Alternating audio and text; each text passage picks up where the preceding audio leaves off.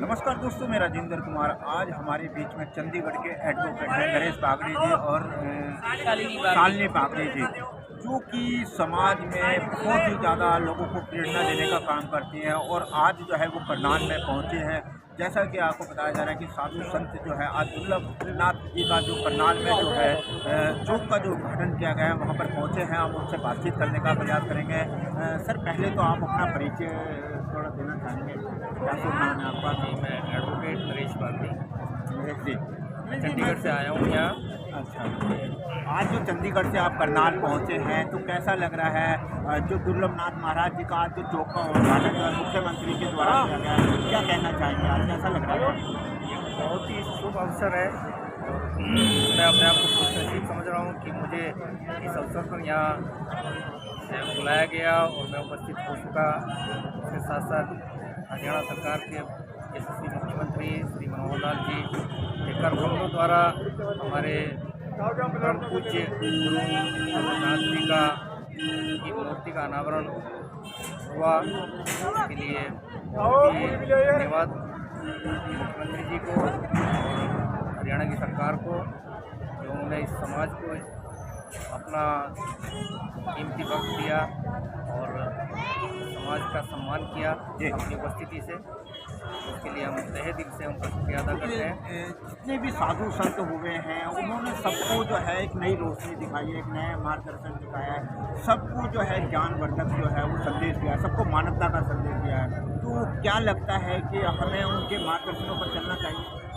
बिल्कुल, ये मेरी अपनी व्यक्तिगत राय है कि सभी धर्मों में, सभी जातियों में महापुरुष पैदा हुए हैं।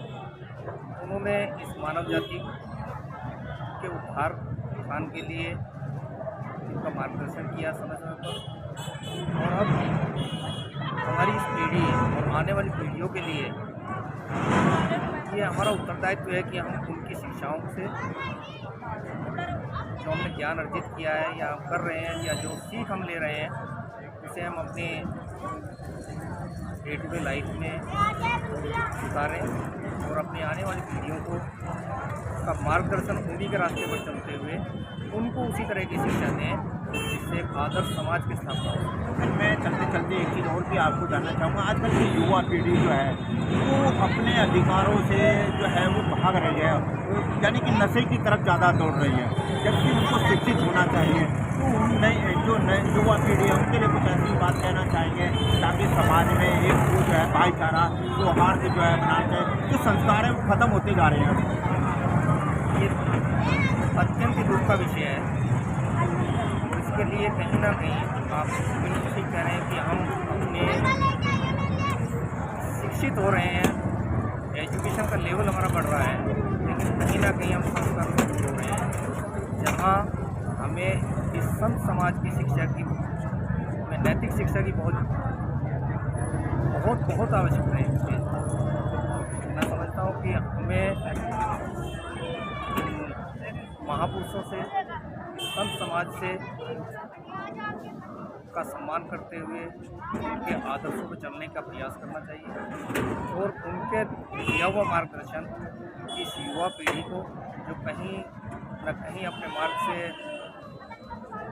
भटक रही है उसको रास्ते में लाने के लिए आई थिंक संत समाज की शिक्षाओं का बहुत महत्वपूर्ण योगदान है और वो इनको सही रास्ते में लाने में बहुत सार्थक साबित हो। मैडम, मैं आपसे भी बातचीत करना चाहूँगा। थोड़ा एक चीज़ जानना चाहेंगे कि लोग जो है इस समय दो चीज़ें चल रही हैं। एक तरफ शिक्षा का ज्ञान चल रहा है, दूसरी तरफ धर्म चल रहा है। तो कुछ लोगों को जो है वो धर्म के नाम पे जो है वो राजनीतिक भी हो रही है, लेकिन जब तक आप शिक्षित नहीं होंगे तो आपको अपने समाज का, अपने अधिकार का प्राप्त ज्ञान नहीं होगा। तो आजकल जो है जिस तरीके के रामलला को लेकर के चल रहे हैं, तो किस तरीके से आप उस चीज़ को मानते हैं, धार्मिक विचारधारा? देखो, शिक्षा एक बहुत ज़रूरी चीज़ है जो हर व्यक्ति को लेना चाहिए, पर धर्म का अपना स्थान है हमारी ज़िंदगी के अंदर, क्योंकि धर्म से सिर्फ ये नहीं है कि आप एक आस्तिकता की तरफ मुड़ रहे हैं। अच्छा जी, आप एक नैतिकता है, मॉरल वैल्यू, अच्छा आपके संस्कार भी डेवलप है। बात करेंगे। इससे जो उल्टी सीधी तरफ लोग जा रहे हैं, जो जय श्री राम का नारा दिया है अभी पिछले दिनों, पूरी दुनिया उसके लिए इकट्ठी हुई है। मैं उसको बहुत ही अच्छा मानती हूँ समाज के लिए कि कम से कम एक दिन के लिए लोगों ने सबने सिर्फ श्री राम के बारे में सोचा और वो हमेशा सोचें, उसके आदर्शों पे चलें। शिक्षित होना अच्छी बात है, लेकिन संस्कारी होना एक सोने पे सुहागा वाली बात है। सबसे क्योंकि जब भी आप शिक्षित नहीं होंगे तो आपको, क्योंकि डॉक्टर भीमराव अम्बेडकर जी ने भी कहा है सर्व समाज जो है संगठित रहो, शिक्षित बनो। जितना आप शिक्षित बनेंगे तब उतना ही आपको ज्ञान का प्राप्ति होगी, अपने अधिकारों का मूल अधिकार हैं उनकी भी प्राप्ति होगी। तो इस मूल अधिकार को हम कैसे समाज में प्रेरणा का स्रोत है? नहीं, शिक्षा तो बहुत ही महत्वपूर्ण चीज़ है। बिना शिक्षित हुए आप डिसिप्लिन नहीं हो सकते, ठीक है। एक संस्कारी होने के लिए भी शिक्षित होना पहले सबसे ज़्यादा जरूरी है। क्योंकि जो राम की आपने बात की, मैं वो कह रही हूँ कि अगर उसके साथ वो भी जुड़ जाए, लोगों के दिमाग में वो भी चीज़ आए कि हमने उसके आदर्शों पर चलना, तो शिक्षा के साथ साथ संस्कारी भी हो।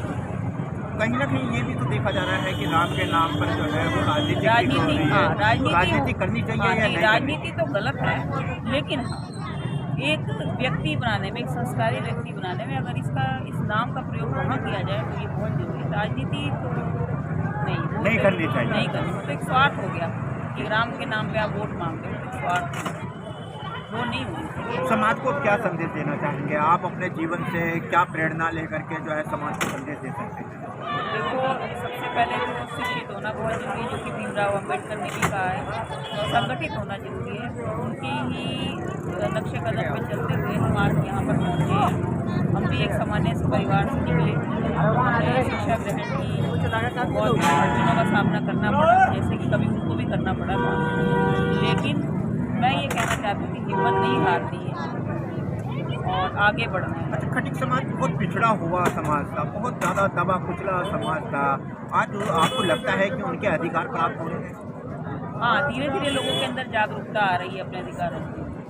पिछड़ा हुआ था क्योंकि जागरूकता नहीं, धीरे धीरे जागरूकता बढ़ी, कुछ पढ़े लिखे लोग आए, उन्होंने औरों को उठारा, कुछ लोगों के अंदर अपने आप से ही सोचा उन्होंने कि हमें आगे बढ़ना है, हमें इस माहौल में नहीं रहना। तो बहुत ज़्यादा फर्क पड़ा। शिक्षा ही हमारे जीवन का लक्ष्य है और हमें शिक्षा प्राप्त करनी चाहिए। नमस्कार, जय हिंद।